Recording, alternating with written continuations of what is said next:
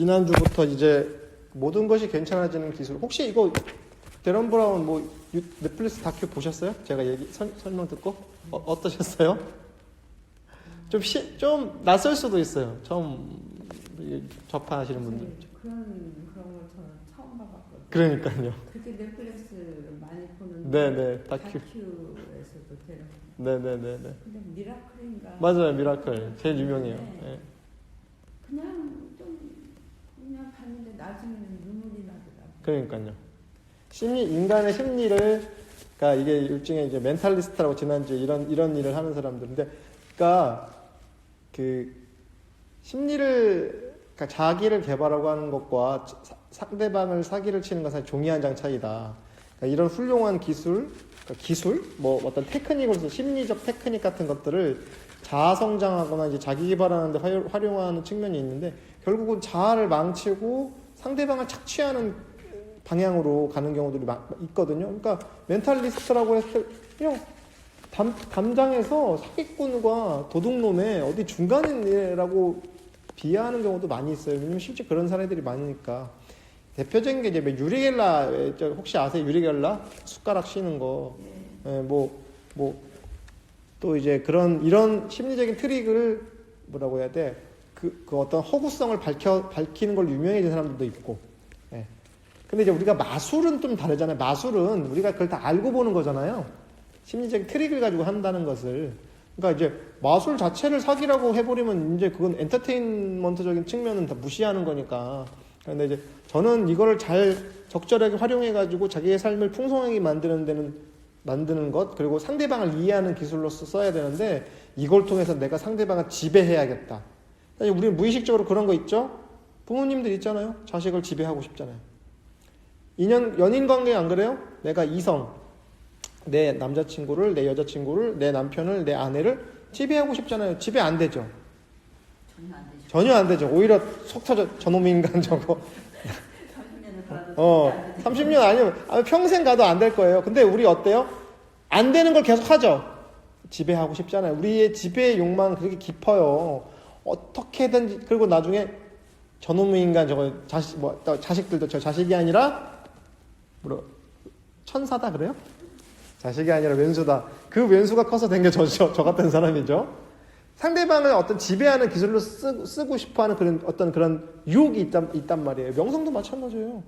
이쪽 명상계에서 왜 그런 거 많잖아요. 상대방 지배하려고 하는 거. 종교 많죠? 지난주에도 또 그 피디수첩에 나왔더라고요. JMS. 예.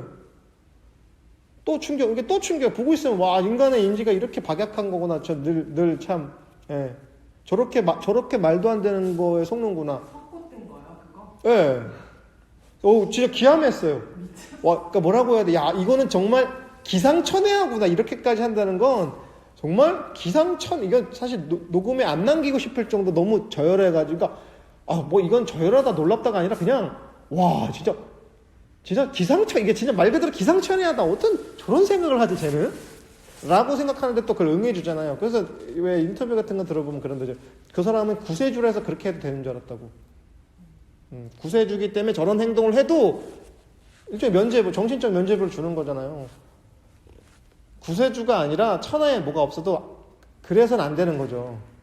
상대방을 뭐라고 해야 돼? 하나의 독립적인 인격으로 보면 그래서는 안 되죠. 근데 이런 쪽에 계시는 분들이 그런 유혹을 많이 갖고 있죠. 내가 상대방을 지배하고 싶다. 내 말에 복종하게 만들고 싶다. 그래서 제가 지난주에도 복종 실험 밀그램 얘기했잖아요. 어떤 권위에 결국 저항하지 않고 나의 주권을 내준다. 근데 이 책에서도 그래서 자기의 저작권을 확보해라. 내 삶의 저자는 나잖아요.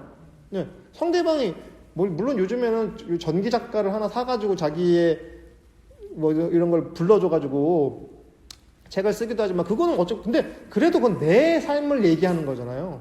내 삶에 대한 거지. 남의 삶을 가져와서 뭐라고 해야 돼? 이 사람의 삶을 조금 가져오고 저 사람의 삶을 조금 가져와서 조합을 하는 건 뭐예요? 물론 그건 소설이지 진짜 사실은 아닌 거죠. 팩트는 아닌 거죠. 이제 재밌는 구절들이 있어서 그걸 조금씩 읽어가면서 오늘도 조금 진행을 할게요. 재밌는 게 줄을 너무 많이 쳤어. 이제 줄을 너무 많이 쳤는데 우리가 삶을 살면서 어떤 여기 이 책에 보면은 이런 내용이 나오는데 재밌어가지고 깊은 성찰을 통해 유익한 삶을 살려고 하는 우리에게 필요한 것은 그걸 바라는 마음뿐이다. 단 여기서 바라는 마음이란 책 시크릿이 주장하는 공허하고 오해하기 딱 좋은 끌어당김의 법칙과는 거리가 멀다. 이건 우주가 무관심하다며 울며 떼를 쓰거나 온갖 피상적인 소망을 충족시키려고 하는 어린아이의 충동 같은 문제가 아니다. 환상에서 벗어나 진정성 있게 살면서 최고로 행복하게 사는 방법을 찾고자 애쓰는 진실한 욕구를 말한다. 시크릿 정말 히트 쳤죠? 여기 시크릿 책 안 보신 분 계세요? 다 보셨죠? 시크릿 안 봐도 뭔지는 아시죠? 간절히 바라면 우주가 도와준다는 거. 여기서 뭐냐면요. 아이가 엄마랑 마트를 갔는데 사탕이 먹고 싶어. 그럼 아이가 어때요? 너무 간절하지 그때. 사탕이 너무 간절해. 그럼 어때요? 발버둥 치겠죠. 엄마 사탕 사줘. 그런 거 안 겪어보셨어요? 자제분 말 너무 잘해서 우리 아이는 어렸을 때부터 철이 일찍 들어서 엄마 아빠 걱정할까봐 이랬어요? 아기 때는 그냥 엄마 이거 사줘. 장난감 사줘. 마치 우리가 시크릿류에서 말하는 그런 간절한 끌어당김이라는 게 아이가 마트에서 발버둥 치면서 사탕 사줘라고 하는 것과 똑같아요. 사실 어찌 보면은. 그 결국은 결과적으로는 성숙한 건 아니에요. 그 자체의 성숙한 행동이라고 볼 수 없어요. 오히려 간절한 끌어당김이라는 게 오히려 어린 나이에 발버둥일 수도 있다는 얘기예요. 간절하기만 하면 되냐 이거예요. 간절함이 모든 걸 다 상쇄시켜 주냔 말이에요. 어떻게 간절하냐도 중요하잖아요, 사실은. 결국 우리가 간절히 뭘 한다는 게 그냥 아이가 사탕 사달라고 발버둥 치면서 앵앵하고 우는 것밖에 안 되는 거예요. 성숙하지 못한 아이들. 요즘엔 그래서 노키드 존까지 나오잖아요. 노키드 존. 그건 조금 놀라는 거리가 되긴 한데 뭐예요. 그래서 우리가 진짜 성숙한 하나의 인격으로서 기능한다는 거, 온전하게 기능한다는 거, 아이처럼 떼를 쓰는 거냐, 정말 우주가 나를 안 알아주고, 아니면 하나님이 나의 간절한 기도에 응하지 않았다. 그 나중에 어때요? 하나님 원망하죠? 아이들 그러잖아요? 엄마 미워! 그러잖아요. 조카들이나 주위에서 못 봤어요? 이렇게, 말 빨리 배우는 아이들은 어때요? 자기 성질대로 안 되면, 엄마 미워! 그래서. 지난주 주말에 행사가 있어가지고 익산에서 출장을 갔다 왔습니다. 그래서 행사가 있어가지고 외부 사람들 이렇게 만나는데 아주 요만한 정도 되는 한 3살, 4살 여자애들이 훨씬 말이 빠르죠, 남자들보다. 훨씬 실제로 여성들이 훨씬 성숙해요, 남자들보다. 이해돼요? 그런 것 같아요? 제가 농담으로 그런 어디 영화 대사인가 책에서 나왔는데 남자들은 애새끼 아니면 개새끼다 그런 얘기 있잖아요. 남자는 되게 단순하죠. 물론 이게 성을 일반화시키는 건 아니고 이제 우스갯소리라서 하는 얘기인데, 근데 여자아이가 한 3살, 4살 정도 되는 아이가 있는데 똘똘하게 생겼어 진짜. 똘망똘망하게 생겼는데 하여간 뭔가 수가 틀렸나 봐. 엄마 아빠랑 뭐가 수 틀린 일이 있었나 봐. 얘가 앉아가지고 울기 시작하는데 10분, 20분을 앉아서 우는 거야. 근데 얘가 열심히 울지 않아요. 적당하게 울어. 그래서 페이스 조절 하면서 울면서 어때?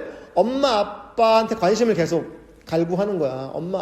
그러니까 얘가 가만히 앉아가지고 발버둥 치면서 엄마를 아빠를 계속 주시하면서 엄마 아빠 일로 오라고. 근데 아빠가 아마 몇 번 그런 일이 있었나 봐. 엄마 아빠가 되게 가만히 아이를 이렇게 가까이 안 가, 아이한테 주권을 뺏기지 않고 이렇게 멀리서 지켜보고 있었어요. 근데 애도 계속 울다가 발버둥 치다가 막 자기 요구 조건 일로 오라고 막 그러는데 그걸 제가 계속 지켜봤어요. 계속 그 모습을 지켜봤는데 한편은 되게 재밌게도 웃기고 애도 열심히 안 울어. 오히려 남자애들을 갔었다면은 발버둥 치면서 난리를 쳤을 건데 이렇게 앉아가 조금 울다가 아빠 일로 오라고 엄마 일로 오라고. 근데 엄마 아빠도 아마 능이 났나 봐. 여기서 이렇게 지켜보고 있어. 그 팽팽한 긴장감을 10분 거의 15분 20분 그렇게 하더라고요. 물론 나중에 결과적으로 해피엔딩이에요. 둘이 아빠 품에 안겨가지고 가는 걸 봤는데 아무튼 되게 귀엽고 귀여우면서 참 그 과정이 바로 이런 거죠. 우리 되게 미성숙한 존재예요. 그쵸? 우리 완성되지 않았죠? 나이 먹었다고 나이를 먹으면 나이 먹음이지 완성된 건 아니잖아요. 그렇잖아요? 그렇죠? 나이를 먹는 것과 완성되는 거, 어떤 인격적 성숙을 이루는 건 별개의 문제라니까요. 농경 시대에는 왜 그런 얘기 많이 하냐? 농경 시대 어른들 있죠. 집안의 어른들은 수많은 세월을 살면서 어떤 기후의 변화 같은 것도 능숙해졌고, 특히 농경 사회니까 뭘 씨를 뿌렸을 때 어떤 뭐 이렇게 절기 같은 거, 24절기 같은 거 있죠. 그래서 뭐 이번 절기에는 뭐라고, 뭐 경칩 때는 뭐 갈개구리가 뛰고 뭐 입춘이 있고 뭐 이런 거 있잖아요. 24절기 뭐 이런 거 있잖아요. 그리고 그거 24절 한 달에 2번씩 돌아가는 그 24절기를 통해서 시대의 변화를 읽어내고, 그러니까 노인들은 현자죠. 근데 현대화 이 정말 1년만 있어도 기술이 발달하니까 정신 못 차릴 정도로 빠른데, 과거와 달리 나이 먹음 자체가 성장을 의미하는 건 아니거든요. 그래서 오히려 배울 줄 모르는 사람이 잘 배워야 된단 말이에요. 나는 이제 몰라도 돼. 예전에는 몰라도 돼요. 어느 정도 기술을. 그죠? 지금은요, 시시각각 안 배우면요, 쫓아갈 수가 없죠? 챗 GPT 같은 거 요즘에 써보셨어요? 저는 그냥 이게, 네, 근데 벌써 어느 정도 초벌 번역하는 인터넷 프로그램도 있어요. 번역해주는. 요즘 번역기 물론 있는데 훨씬 매끄럽게 거의 전문가가 조금만 손을 대면은 그냥 번역으로 출판이 가능할 정도의 그런 프로그램도 나왔단 말이죠. 그러니까 수십 년 통번역 공부한 모래.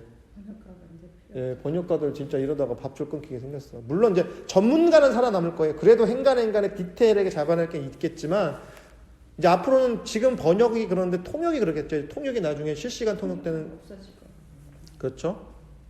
근데 이제 앞으로 나가서 그 아이를 놓고 보니까 어때요? 이 발버둥 친 아이가 내 모습 같다는 거죠. 결국은 하나님, 예수님, 부처님, 뭐 공자님 이런 들한테 발버둥 치면서 왜 안 들어줘? 간절히 바라는데 왜 내가 이렇게 간절히 바라는데 왜 나한테 오지 않아? 이러고 발버둥 친 아이인 거죠. 근데 그 발버둥도 간절하지도 않아. 적당히 보고 있으면서 발버둥 치는 거야.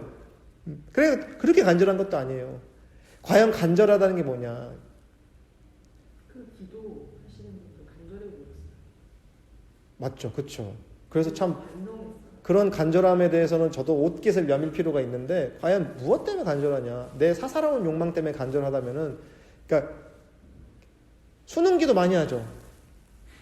예, 우리나라에 독특한 그게 있어. 수능기 다른 나라도 있는지 모르겠는데 수능기도 같은 거 하죠. 그러면 이제 아이 사진 앞에 놓고 왜 이렇게 기도한단 말이에요. 왜 절을 같은 데 가도 그런 기도 많이 하거든요. 우리 아이가 대학에 합격하면 다른 아이는 떨어져야 되잖아요. 그런 기도는 뭐예요? 흥정이죠, 흥정. 내가 돈 더 많이 냈으니까 내 새끼 붙여줘라는 흥정인 거죠. 부처님이 무슨 브로커가 되는 거예요, 그럼. 부처님을 브로커로 만드는 거예요. 내 새끼 시험 붙여주는 존재. 내 새끼 돈 많이 벌게 해주는 존재. 그런 기도는 안 들어지는 게 맞을 수도 있어요, 어찌 보면. 오히려 그런 욕망에서 발현된다면요, 그래서 시험 잘 보고 좋은 대학 가서 판검사 되고 의사 되면 뭘 할 거예요? 아니하면 못하죠. 우리나라에서 왜 그런 경우들 혹시 보셨을 거예요? 40대, 50대, 60대 어느 안정적인 상황에서 사고 치는 분들이 있죠. 안정적인 어떤 사회 지도층에서 사고 치는 경우 있죠. 시련이 없이 큰 여기 남은 거죠. 바람 한 번에 확 쓰러진. 길가에 들풀들도 온몸으로 다 봤잖아요. 소나기도 맞았다가 땡볕도 맞았다가. 그러니까 어때요? 오히려 잡초들이 잘 안 뽑히고 끄떡없죠. 어떤 면에서는. 근데 비닐하우스에서 온전히 큰 그냥 간절함으로만 무장된 다른 이유 없이, 예. 왜 간절하게 공부했을 거 아니에요? 그런 분들도. 그러다가 사회에 나왔을 때 어때요? 자기의 권위를 자기랑 동일시하죠. 직함이나 직장이나 직업을 자기라 생각하죠. 그래서 우리나라 사람들 꿈이 뭐예요? 하면 직업을 얘기한다고 그랬잖아요. 꿈이 뭐예요? 의사예요. 꿈이 뭐니? 아이들 물어보면 뭐 판검사예요. 예를 들어서 또 힘 있는 거 하겠지? 저도 학생들 참 많이 만나봤는데 시인이에요. 뭐 이런 거 못 봤어. 꿈을 얘기하려고 했을 때 나오는 반응이 결국 그냥 자기의 호구지책을 삼을 만한 직업을 얘기하는 거예요. 그건 되게 비극적인 거죠. 되게 슬픈 일이죠. 한국 사회가. 그런 면에서. 어쨌든 원점으로 돌아가가지고 우리가 그렇게 진정성 있게 살면서 최고로 행복하게 하는 거는 방법을 찾고자 하는 어떤 그런 간절함이 있어야 되는데 우리의 간절함이라는 건 뭐예요? 그때를 모면하고자 하는 간절함, 어떤 욕망을 성취하기 위한 간절함이 아니냐? 진짜 성숙한 간절함. 예를 들어서 진짜 어떤 지고의 가치를 추구하기 위해서 종교적인 깨달음이나 이런 것들을 얻기 위한 수행은 뭐 훌륭한데 또 세속적인 욕망과 흥정하는 기도. 옛날 그 예화 유명한 거 있어요. 자식 잘 되라고 이렇게 기도하는데 주머니 이렇게 봤더니 10,000원짜리 1,000원짜리가 동시에 있는데 10,000원짜리가 손에 딱 잡혔어. 다시 집어넣고 1,000원짜리 넣어가지고 복전함에 넣어놓고 우리 손주 잘 되게 해달라고 그랬더니 어떤 스님인가 누가 10,000원짜리 드시라고 왜 1,000원짜리 골라가지고 왜 1,000원짜리만 넣고 10,000원짜리 안 넣으니까 그래서 이거 써야 되냐고. 시장에 가서 똥개를 한 마리 사도 몇만 원을 줘야 되는데 그 소중한 손주가 똥개만 못하냐고 웃으라고 하는 얘기인데 흥정하잖아요. 흥정. 또 이렇게 얘기하면 돈 많이 내라고 뭐 이렇게 한다고 오해할 수 있겠지만 중보기도 있어요? 불교에도? 사실 모든 기도는 중보죠. 직접 안 하면. 그러니까 자기에 대한 기도가 아니고 중보기도라는 건 기독교에서 쓰는 용어긴 한데 뭐 불교나 원불교에서도 일종의 중보기도를 하죠. 저 대신 기도해달라고 하니 그런 개념이니까. 예. 뭐 그럴 수도 있죠. 근데 사실은 진짜 자기 기도 자기가 해야죠. 엄밀히 따지면. 예. 자기가 기도해야죠. 근데 불교에서는 그런 경우에서 못 되는데 열심히 교회 다니는 사람은 다 기도해 주세요. 뭐 이런 얘기들이 많아요. 무슨 말씀? 제가 기도해 주고. 저는 사실 기도의 위력을 뭐 종교인이기도 하니까 신뢰를 해요. 그런 기도가 직접 하지 않더라도 누군가 예를 들어 이런 거죠. 왜 우리가 그 올림픽이나 월드컵 게임 같은 거 할 때 국가대표가 옆에서 이렇게 A매치 가죠. 다른 나라에 이제 그 경기를 하러 가는데 경기장에 응원단이 우리 편 하나도 없어. 그렇죠? 그런 경우에 경기를 뛰는 것과 와 우리 편 응원단이 난리가 나서 진짜 막 태극기 어마어마한 거 펼쳐가지고 막 경기장을 다 덮을 정도로 하고 막 응원하고 막 진짜 죽기 살기를 응원했을 때 뛰는 경기와 우리 편 아무도 없고 다 상대방 출전국 우리 상대편 응원단만 있을 때 어떤 감흥 그때 그런 에너지를 받는 건 확실히 다르겠죠. 그래서 저는 그런 의미에서 기도는 존중해야 할 만하다고 봐요. 다만 진짜 축구하는 건 나거든. 진짜 현장에서 꽁을 차고 그 경기에 나가는 건 나기 때문에 거기에 따른 기량을 갖춰야죠.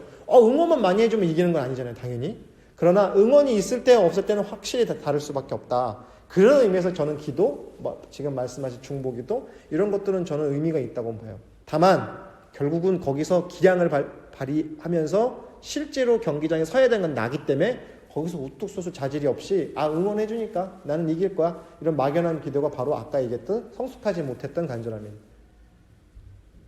구분을 할 수는 있다는 거죠. 그걸 예를 들어서 이제 좀 어렵게 하면 사실불공, 진리불공 얘기한다고 해요. 원불교적 관점에서는 불공이 이제 기도랑 같은 의미로 쓰는데 불공드린다 불교에서도 쓰는 말이기도 한데 근데 옛날에는 그냥 덮어놓고 부처님이나 예수님이나 하나님 같은 존재한테만 빌었단 말이에요. 그걸 이제 진리불공이라고 하거든요. 근데 사실불공은 뭐냐면 실제로 하는 실질적인 일을 해야 된다는 얘기죠. 예를 들어서 그런 비유가 있죠. 우리 며느리가 되게 불효막심해. 그러니까 어떻게 해요? 어떻게 하면 좋겠어요? 우리 며느리가 불효막심한 며느리가 들어왔어. 그럼 어떻게 하는 게 좋겠어요? 그래서 절에 가서 부처님한테 이렇게 불전함에 돈을 넣고 우리 며느리가 좀 친절하고 효심이 있는 며느리를 바꿔주세요 하는 법이 있고 다른 방법이 있겠죠? 며느리가 좋아하는 액세서리도 사다 주고 뭐 공연도 보러 오라고 하고 손주도 좀 봐주고 공을 들이는 거잖아요. 동시에 해야겠죠? 그렇게 열심히 기도했는데 부처님한테 기도했는데 우리 며느리 그대로다. 우리 이렇게 보잖아요. 이런 간절함이라고요. 근데 실제로 그 대상한테 가서 공을 들여야죠. 그리고 며느리가 원하는 게 뭐가 있는지 들어주기도 하고. 인간관계에서 마찬가지죠. 그래서 이걸 분리해가지고 진리불공과 사실불공. 앞에서 어떤 거대한 존재, 우주적인 존재한테 비는 건 진리불공이지만 정말 나랑 만나고 있는 대상한테 불공해야 되는 건 사실불공이죠. 그건 본인 스스로도 마찬가지죠. 내가 시험 봐야 돼. 다음 주에 시험이 있어. 중요한 시험이 있는데 교회에 가서 하나님한테 기도했어. 간절하게 기도했어. 죽기 살기로 기도했어. 그 시험에 떨어졌네? 이런 거예요. 그런 건 원망하겠죠. 하나님, 제가 그렇게 열심히 기도했는데 왜 제 기도 안 들어주세요? 저 시험 합격하게 해달랐잖아요. 로또 당첨되게 해주세요. 그렇게 기도했는데 진 로또를 안 사. 근데 간절하긴 또 엄청 간절해요. 이런 경우는 성숙하지 못하다는 거죠. 그리고 순서가 없다는 거예요. 이 간절함이라는 게. 그 다음 구절에 그래서 인생의 연습이 없다는 거죠. 인생의 연습이 없다. 인생의 연습이 없고 이것이 삶이다. 지금 처음으로 체험하는 것이다. 오늘 여러분 명상하셨죠? 지금 명상하신 게 처음이자 마지막 명상인 거예요. 그렇죠? 이런 조건에서 다시는 할 수 없어요. 오늘이 4월 며칠이죠? 25일이죠? 5일이네요. 되게 여러분 이제 한 월급날 되겠네요. 직장 다니시는 분들은. 근데 4월 25일 11시에 하는 명상은 이제 내 인생에 다시 없어요. 처음이자 마지막이에요. 제가 제 책 이름을 내 생의 첫 명상으로 지은 이유가 그래요. 이 명상은 다시는 경험하지 못해요. 이 상황에서. 그리고 여러분이 사는 이 인생 있죠? 오늘의 이 인생은 다시 경험하지 못한다니까요. 처음이자 마지막 명상이고 처음이자 마지막 인생이에요. 그래서 인생은 어때요? 인생 앞에 삶 앞에 겸허해질 수밖에 없죠. 아, 인생 별거 없어. 내가 인생 살아보니까 별거 없더라. 뭐 이렇게 가볍게 삶을 물론 풀어나갈 수도 있죠. 그래요. 인생 별거 없을 수도 있죠. 근데 인생만큼 놀라운 체험이 더 있겠습니까? 오늘의 삶보다 더 놀라운 체험이 있어요? 뭐 짜릿한, 콜라를 마셨을 때, 제가 어렸을 때, 애기 때는 콜라 한 병을 다 못 마시잖아요. 지금 생각하면 되게 웃긴데, 그 콜라를 탄산으로 넘길 때 목이 너무 따가운 거야. 그래서 이런 걸 처음에 왜 마시지 했는데, 어느 순간 콜라 맛을 알게 됐어. 콜라 한 병을 벌컥벌컥 비웠을 때 짜릿함 있죠. 와, 나도 이제 어른이 됐어. 그 짜릿함으로 계속 살 수 있냐고, 삶을. 큰일 나지. 그래서 탄산 제가 탄산을 좋아하다 보니까 주위에서 탄산 너무 좋아하지 말라고 하는데, 우리 인생은 짜릿하죠, 그렇게. 처음 경험했을 때 그 짜릿함 있잖아요. 첫사랑의 짜릿함 있죠. 첫사랑 기억나요? 아련해지죠? 근데 모든 사랑은 사실 첫사랑인데, 그렇잖아요. 모든 사랑은 첫사랑이지 않습니까? 다시는 경험하지 못할 사랑이니까. 그 조건과 그 상태로는. 그러니까 이런 태도라면 어때요? 모든 게 다 소중하지 않겠어요? 30년 살면서도 저놈의 인간 내 속을 그냥 아주 득득 썩이는 저 인간, 사실 오늘 처음 만나는 존재고, 오늘 처음, 그래서 아침에 일어나면 인사하세요. 안녕하세요라고. 안녕하세요. 처음 뵙겠습니다. 이 조건과 이 상태는 처음이라니까요. 다시 그런 상황과 그 조건을 못 돌아가요. 인생은 처음입니다. 여기까지 했던 여기 하나만 더 읽고 마무리를 짓겠습니다. 세부적인 내용은 뒤로 하고 니체의 아이디어 자체만 놓고 보면, 앞에 이제 니체를 언급한 게 있는데, 니체의 아이디어 자체만 놓고 보면 설득력이 있다. 나는 지금 사는 이 삶을 그대로 반복해 살고 싶은가? 내 삶의 무게중심은 확고하고 결연한 나의 자아상과 함께 나의 내면에 있는가? 나의 바깥에서 변덕스러운 운명과 다른 사람들의 암시에 비참한 먹잇감이 되고 있는가? 생의 마지막 순간에 정말 귀한 삶을 살았다고 느낄 수 있을 것 같은가? 제가 여기서 더 좀 와닿는 구절은, 나의 바깥에서 오는 변덕스러운 운명과 다른 사람들이 주는 암시에 비참한 먹잇감이 되지 않느냐는 거예요. 내 삶을 내가 주체적으로 사는 게 아니라 다른 사람이 제시한 거에 비참한 먹잇감이 되는, 다른 사람이 암시를 받거나,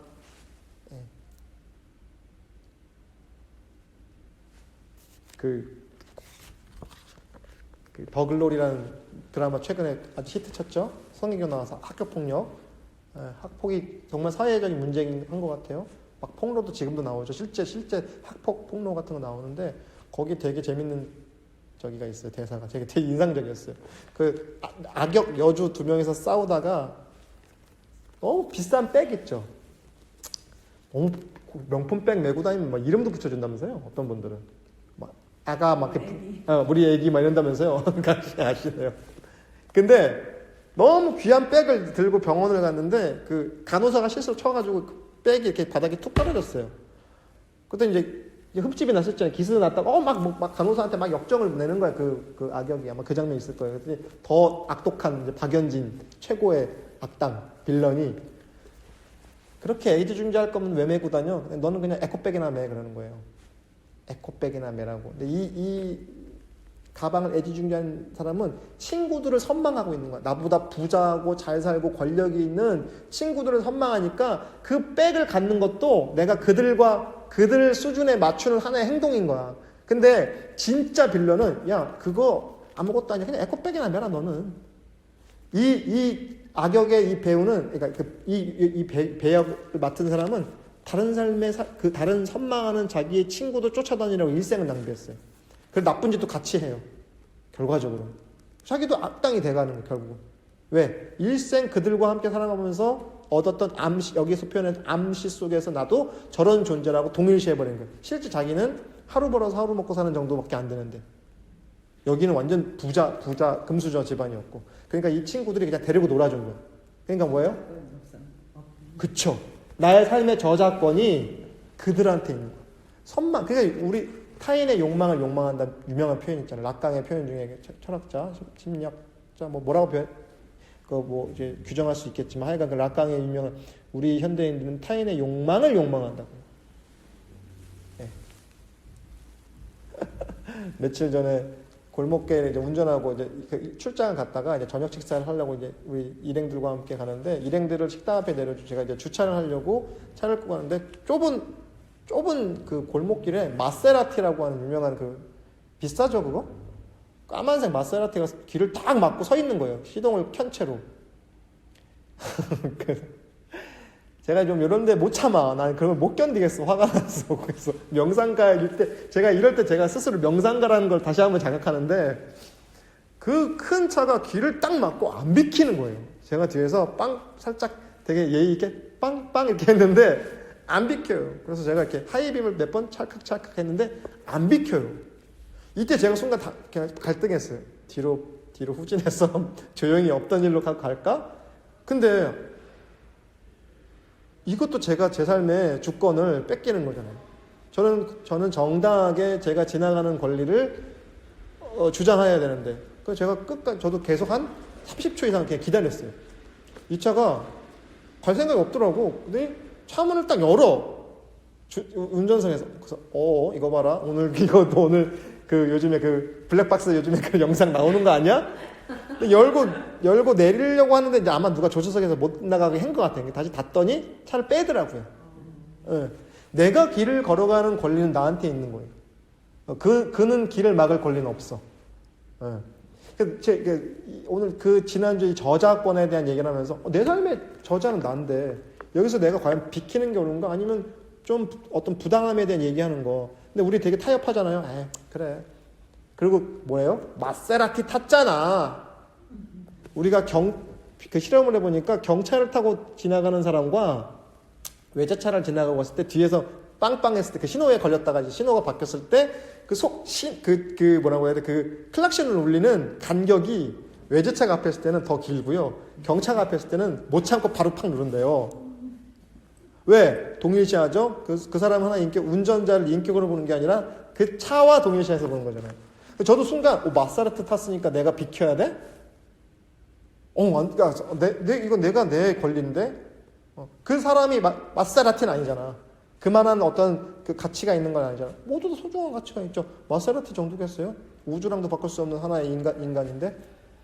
비켰어. 속으로 되게 뿌듯했어요. 오늘 이만큼의 주권을 내가 찾았구나. 그럼 웃기라고 한 소리긴 한데, 여러분, 여기서 다른 사람한테 삶의 주도권을 주지 말라는 거예요. 교주한테 주지 말고, 심지어는 하나님한테도 주지 말고, 부처님한테도 삶의 주권을 주지 말라고요. 네. 대등하게. 그리고 부처님이나 예수님도 그걸 원하실걸요? 나를 자기 소원 들어주는 브로커로 이용하지 말라고 할걸요, 오히려? 야, 너 나랑 왜 나랑 타협하려고 그래? 내가 무슨 너의 소원을 들어주는 중개업자야? 중개업자들이야, 공식적으로 이렇게 부동산도 중개하고 한다지만, 그런 거룩한 성인들을 우린 결국 그냥 중개업자 정도로만 보는 거 아니에요? 타협하고 협상하고, 요만큼 들어주세요. 내가 요만큼 간절했으니까 요만큼 소원 들어주세요라는 존재로 보고 있냐 라는 걸 한번 생각해 보는 시기였던 것 같아요.